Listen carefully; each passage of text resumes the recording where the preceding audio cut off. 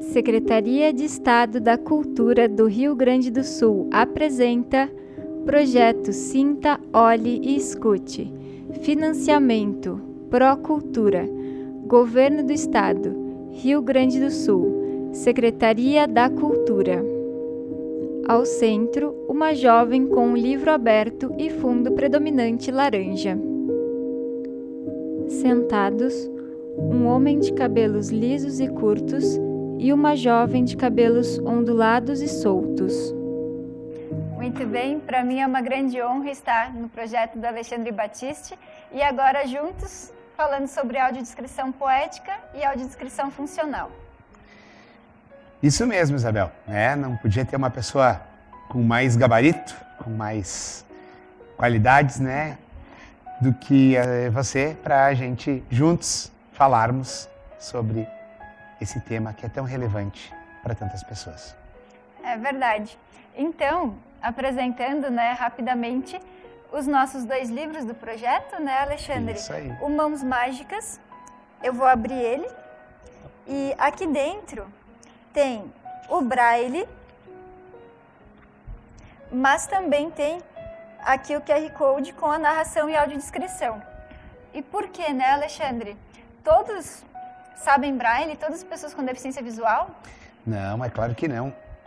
Por quê? Muitas pessoas perderam a visão, daí optaram por ferramentas da tecnologia, uns têm dificuldades táteis.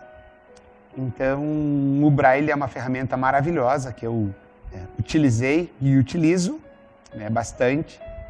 Uso para muitas coisas, para agenda, para contatos, para anotações de contabilidade, para pequenos recados que eu preciso me lembrar, porque eu gosto, Eu tive toda a minha alfabetização em Braille, mas tem bastante pessoas que, por escolha ou por necessidade, se utilizam de outras ferramentas que não o Braille.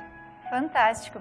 Então também no seu projeto, além de ter o Braille, tem junto a audiodescrição no QR Code. Agora eu estou com o livro Meu Amigo com Autismo na mão, que tem aqui o QR Code para narração e audiodescrição. E para quem utiliza, para os usuários do Braille, também tem aqui presente no livro. Isso aí. Nós procuramos nesse projeto abranger todas as pessoas, para que ninguém, absolutamente ninguém, ficasse de fora, ficasse à margem dos livros. É verdade. Tem muita literatura que precisa chegar até todas as pessoas. Isso aí. E para isso a gente precisa de uma acessibilidade que seja total. Sabe uma forma muito interessante para que todos percebam a necessidade da audiodescrição? Eu estou na minha mão com uma venda, Aham.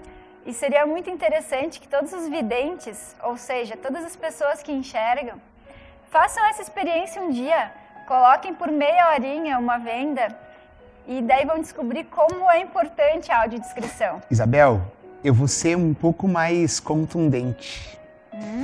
Eu penso que as pessoas deveriam pôr uma venda ao levantar da cama e fazer toda a higiene, alimentação, o dia a dia, improvisando um cabo de vassoura, um bastão, o que quer que seja, de bengala,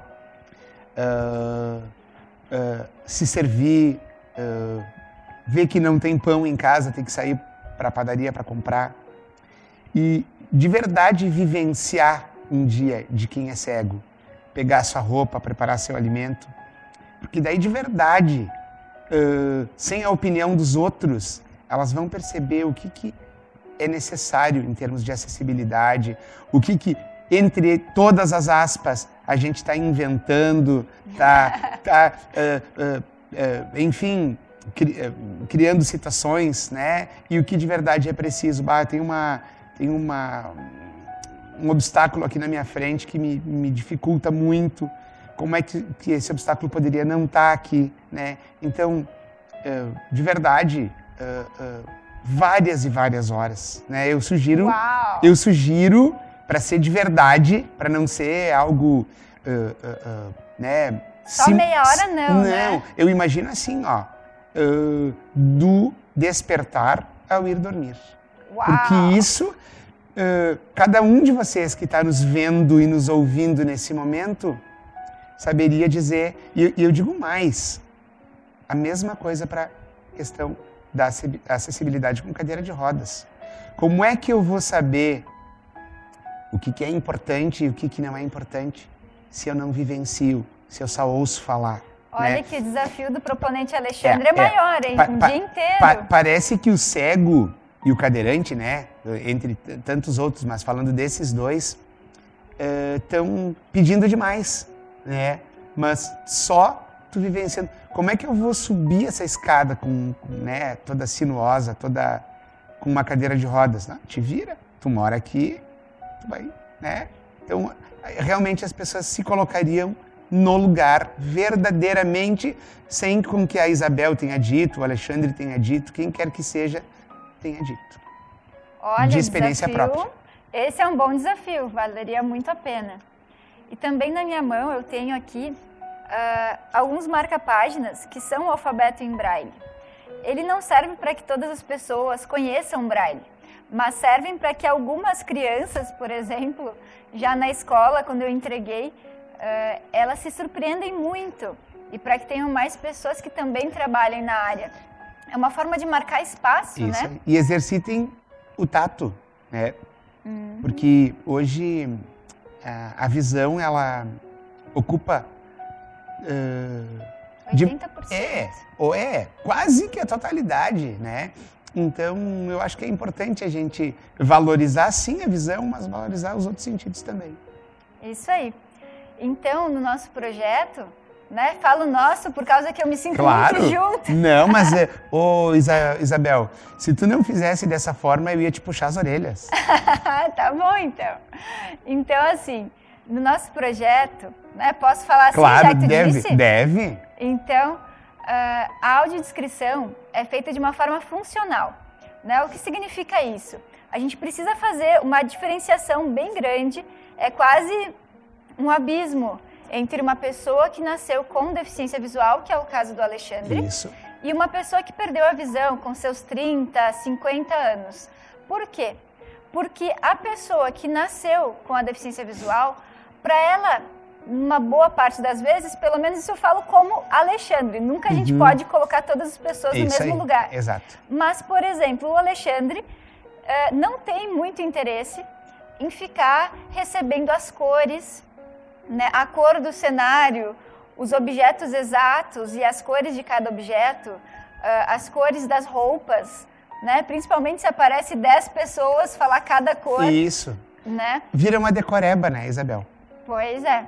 Então, como a opinião do nosso proponente, foi feita uma audiodescrição funcional. O que significa isso?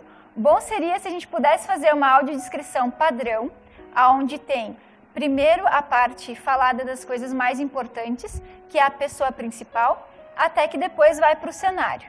O cenário sendo dito cores, texturas, modelos, enfim, tudo que possa ser ou servir de detalhes para aquilo que seria visto, porém nesse caso as palavras traduzem as imagens, né? Então na audiodescrição funcional, a gente chega num meio termo, para uma pessoa que precisaria de cores, porque tem a sua memória visual de antes de perder a visão, e depois nós temos também junto ali a pessoa que já, desde que nasceu, não teve, né, a questão da visão presente. Então a gente faz com que todas as pessoas consigam, videntes ou não, ver o mesmo sarau. Isso aí. Né?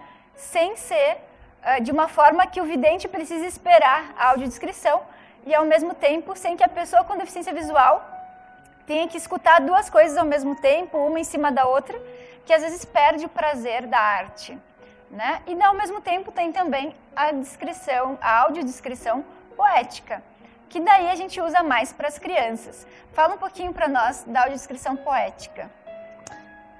Eu acho importante porque as crianças absorvem de uma forma diferente. Né? Se tu puder contextualizar para que elas compreendam com detalhes que talvez para o adulto, pelo corre-corre das coisas, seja insignificante, vai chamar muito mais atenção o tom de voz que se fala sobre a descrição poética. As palavras apropriadas para a idade delas, para que elas compreendam num mundo real, com um pouco de fantasia, com um pouco de sonho, né? Para que ela se coloque dentro da história, é bastante importante. Fantástico. E por isso, na audiodescrição poética, a gente tem uma certa liberdade poética e artística. Porque, por exemplo, né, vamos pegar o livro Mãos Mágicas. É uma princesa surda e um príncipe com deficiência visual. Só que eles estão num reino, tem castelos na história, né? Tem toda uma magia em torno disso. Se, na hora da narração, for feito de uma forma bem linda e mágica, né? E depois vier a audiodescrição de uma forma mecânica, muitas vezes aquilo quebraria. Exatamente. Né? Quebraria essa magia. O encanto. Exatamente. Quebraria esse encanto. Então, na audiodescrição poética, que principalmente é mais para as crianças, a gente pode utilizar, né, alguns adjetivos que não estão presentes na audiodescrição padrão. Né? Por exemplo, essa moça ela pode ser linda para mim, mas pode ser feia para os outros. Então, a audiodescrição ela é imparcial. Eu não poderia falar que é uma linda princesa e nem poderia dizer que é uma linda princesa surda. Por quê? Porque eu poderia falar como ela está vestida, né, como ela está com um sorriso e que a mão dela está com um formato diferente, que no caso é um sinal da língua brasileira de sinais, né? Mas eu não poderia na audiodescrição padrão falar isso. Porém, se eu quero encantar uma criança com deficiência visual, eu posso dizer que é uma linda princesa surda, o que já não poderia na audiodescrição padrão. Isso aí. É importante que na descrição padrão, na audiodescrição padrão, se dê os detalhes, entre aspas, principais, para que o próprio ouvinte crie as suas percepções, crie na sua imaginação, né? Se ele achou algo belo ou não, importante ou não, né? Que não seja muito condicionado, né? Que seja o mais imparcial possível. Isso aí. Exatamente. Então, falando sobre audiodescrição, né, a gente pode falar que para umas pessoas é o amor da sua vida, para outras pessoas nem tanto, né? Mas ela é um direito, né? Nós temos muitas, já não exatamente leis, né? Mas estão partindo para isso, que garantem essa acessibilidade. Se a pessoa com deficiência visual quiser usar ou não, mas ela tem disponível, né? É a possibilidade de ter. O usar ou não usar é uma outra, vamos se bem, é um capítulo novo, né? Exatamente. Mas se ela não tiver a possibilidade de utilizar, ela não tem... Um direito humano de acesso. Exatamente, adquirido. Ela não tem escolha, ela não vai ter acesso e pronto. Se ela tiver, ela vai escolher entre aspas, né, ver ou não ver. Exatamente. Geralmente se usa, né, o hashtag para todos verem. É isso aí. Né? Por quê? Isso aí. Porque daí a pessoa ela tem, isso está sendo disseminado na internet e é muito legal. Por quê? Porque qualquer pessoa pode fazer audiodescrição. E alguns vão dizer, não, mas não precisa ser um profissional para fazer. Claro, se for um material, né, realmente que vai ser mais divulgado, sim.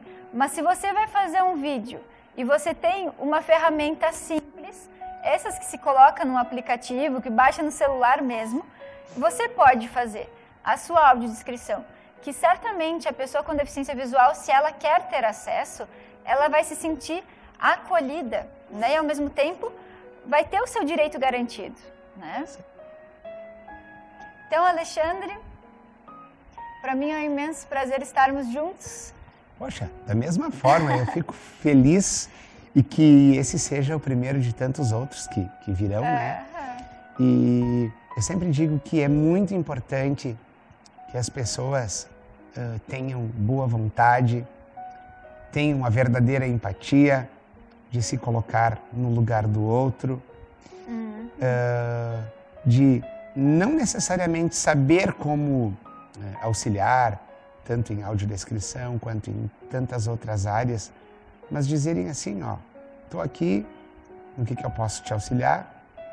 E juntos, né, cada um com as suas habilidades, com as suas potencialidades, com as suas capacidades, com os seus treinamentos, né, eu sempre digo, a gente tornar esse mundo melhor, mais humano e mais fraterno. É verdade. E algo que eu quero aproveitar para falar também é que o Alexandre, com todo carinho, escolheu, né, um decorador que fez esse cenário que a gente está logo na frente, né? E tem alguns detalhes que são importantes serem ressaltados, né? Aqui tudo é unido ao Sinta, Olhe e Escute, né? Desde vinis, CDs, tudo pendurado nessa cortina que tem logo atrás. Aí nós temos um detalhe que tem um espelho aqui atrás, só que esse espelho não tem reflexo, né? Então, essa é uma sensibilizada em alguns detalhes, né? Que algumas pessoas, quando vêm e ficam na frente do espelho, pessoas videntes principalmente, né, levam um pequeno choque. Esse choque da nossa consciência é importante, né? Isso aí. Nós temos que fazer o nosso melhor. Acho que isso é o mais importante, de fazer com que todas as pessoas se sintam contempladas, né, nas suas necessidades e nos seus direitos ao acesso a todas as informações. Verdade. Ah, mas tem mais um detalhe muito legal que eu quero falar também, que nós temos uma moldura, né, de um quadro logo atrás, aqui do nosso proponente. E esse quadro é só uma moldura. Daí a pessoa pergunta, mas e o quadro? É uma moldura para quê? Né? Então, nós precisamos enxergar a arte não só como uma contemplação do belo, né? Mas também como uma contemplação de tudo que existe, da forma que é. Né? Então, ali nós temos essa moldura e dentro dela, né, uma partezinha dela, tem um tecido. E esse tecido vai lá para baixo e lá para cima. O que significa isso? É uma arte livre. É uma arte que não tem início nem fim. É uma arte que ela não é limitada, né? Então, tudo isso faz parte do projeto do nosso proponente, Alexandre Batiste. Isso aí. Fico honrado e sempre à disposição. Então, pessoal, até mais. Até mais.